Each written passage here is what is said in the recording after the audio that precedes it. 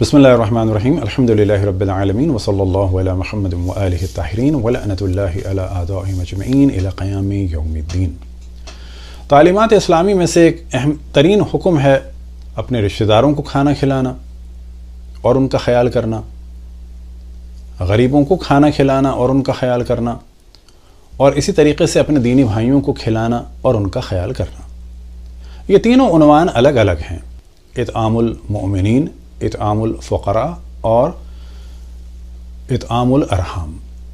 اب عموماً جو لوگ نہیں جانتے صحیح اسلام کو، وہ فوراً ویلفیئر کا موضوع لے آتے ہیں۔ مثال کے طور پر اگر کسی کے رشتہ دار سب کے سب بہت ہی مالدار ہوں، کیا انہیں کھانا کھلانے کا ثواب ہے؟ کہا جائے گا بالکل ثواب ہے، رشتہ داری نبھانے اور رشتہ داروں کے احترام کے عنوان سے۔ کیا اپنے دینی بھائیوں کو کھانا کھلانے کا ثواب ہے، چاہے وہ کتنے ہی مالدار کیوں نہ ہوں؟ تو کہا جائے گا بالکل ثواب ہے، اور یہ ایک خاص عنوان ہے۔ آیا غریبوں کو کھانا کھلانے کا ثواب ہے؟ بالکل ثواب ہے، وہ ایک الگ عنوان ہے۔ اب اگر یہ تینوں عنوان ایک ہی جگہ شامل ہو جائیں کہ کھانے کا اہتمام کیا جائے، رشتہ دار بھی آئیں، برادران دینی بھی آئیں، اور ساتھ ہی ضرورت مند بھی آئیں، تو کہا جائے گا نور علی نور۔ پس تمام دنیا تشیع میں، چاہے ایران ہو، عراق ہو، شام ہو، لبنان ہو، بحرین ہو، اور پھر چاہے حجاز میں مدینہ ہو، یا اسی طریقے سے قطیف و احسا اور خبر و دمام ہو، بحرین ہو، انڈیا ہو، پاکستان ہو، ہر جگہ آپ کو رسم ملے گی کہ کھانا پکانا اور مختلف عناوین سے، چاہے وہ غم کے ہوں چاہے وہ خوشی کے ہوں، ان میں کھلانا۔ انہی رسوم میں سے ایک رسم ہے کہ جو ایران میں بہت زیادہ ہے اور مختلف علاقوں میں بھی ہے، وہ ہے امام حسن علیہ السلام کا سفرہ یا دسترخوان۔ اصل جو موضوع میں ڈسکس کرنا ہے کہ ان چیزوں کے لیے کوئی ڈیٹ نہیں ہے۔ اب فرض یہ کریں کہ ہم نے منت مانی کہ جیسے ہی میرا کام ہوگا اس کے اگلے دن میں لوگوں کو امام حسن علیہ السلام کے دسترخوان میں بلاؤں گا۔ میرا کام ہو گیا، فرض کی بات یہ ہے کہ 21 جمادی الثانی کو، تو میں نے 22 کو بلا لیا۔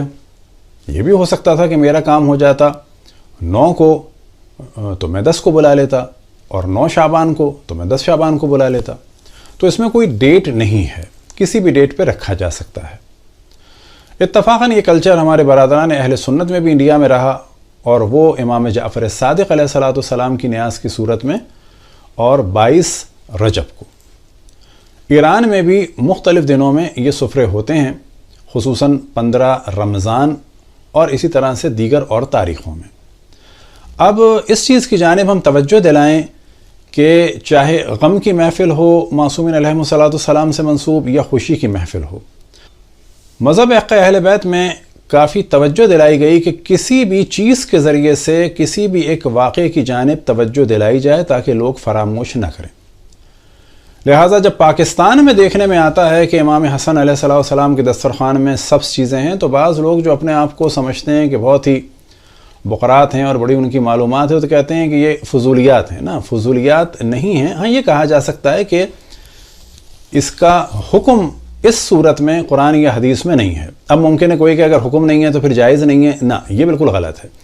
قرآن و حدیث میں حکم نہیں ہے تو اس کا مطلب ہے کہ یہ جائز ہے۔ اگر حکم نہ کرنے کا ہوتا، یعنی منع کیا ہوتا، تو پھر یہ حرام ہوتا۔ لیکن اس میں جب ایک حسن پیدا ہو جائے اور ایک پازیٹیو چیز آ جائے، اور وہ ہے امر ائمہ علیہم السلام، یعنی ائمہ علیہم السلام سے منسوب کسی چیز کی یاد تازہ ہو جائے۔ وہ یاد کیا ہے؟ تو 2 طرح کی روایات ہیں، اتفاق سے اہل سنت میں بھی ہیں، کہ جب لباس آئے جنت سے امام حسن امام حسین کے لیے، تو امام حسن کا سبز تھا اور امام حسین علیہ السلام کا سرخ تھا، کہ جس کی وجہ تھی کہ امام حسن علیہ السلام کو زہر دیا جائے گا اور امام حسین علیہ السلام کو قتل کیا جائے گا، اور آخر وقت میں ایک کے جسم کا رنگ سبزی مائل ہو جائے گا، یعنی سبز سا ہو جائے گا، اور ایک کے جسم کا رنگ سرخ ہوگا۔ بالکل اسی طرح سے ایک روایت ہے کہ جب معراج پہ رسول اللہ صلی اللہ علیہ وسلم تشریف لے گئے، تو وہاں پر 2 انہوں نے گھر دیکھے، کہ ایک زبرجد سے تھا کہ جس کا رنگ ہرا تھا، اور ایک یاقوت سے تھا کہ جس کا رنگ سرخ تھا۔ آپ نے سوال فرمایا کس کے ہیں؟ تو جناب جبرائیل نے جواب دیا کہ یہ امام حسن کے لیے ہے سبز، اور جو سرخ ہے وہ امام حسین کے لیے ہے، اور پھر اس کی وجہ بتائی کہ امام حسن کو زہر دیا جائے گا اور آخر وقت میں جسم ان کا سبز سا ہو جائے گا، اور امام حسین کو شہید کیا جائے گا، ان کے جسم خونی ہوگا اور سرخ ہوگا۔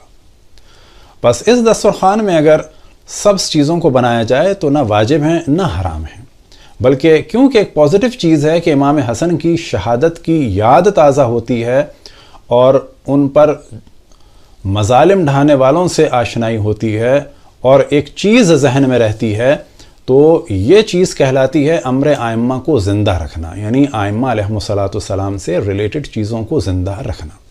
اب آپ کے سامنے ہم لگاتار کچھ تصاویر دکھائیں گے کہ جو ایران کی ہیں، عراق کی ہیں، کہ جن میں جگہ جگہ امام حسن علیہ السلام کا دسترخوان ہے، اور آپ دیکھ سکتے ہیں کہ اکثر چیزیں اس میں سبز ہیں۔ لہٰذا مومنین اس کام کو انجام دیں، یہ سوچتے ہوئے نہیں کہ ایسا کوئی حکم آیا ہے، بلکہ یاد رکھیں کہ یہ سوچتے ہوئے کہ ان چیزوں کے ذریعے سے اہل بیت علیہم السلام کا ذکر ہو رہا ہے، اور ان سے ریلیٹڈ ایک واقعے کو ان چیزوں کے ذریعے سے زندہ رکھا جا رہا ہے۔ دعا ہے کہ خداوند تبارک و تعالی ہم سب کو اہل بیت علیہم السلام کی خدمت کی توفیق عطا فرمائے، اور جہاں بھی جس طریقے سے بھی ہو سکے آئمہ کے فضائل اور ان کے مصائب کو یاد رکھیں اور یاد دلائیں، ان کے فضائل بیان کریں اور ان کے دشمنوں کے رذائل بیان کریں، اور بتائیں کہ کن لوگوں نے کیا ظلم ڈھایا اشرف الانبیاء پر اور ان کی آل پر۔ وصلی اللہ علی محمد و آلہ الطاہرین۔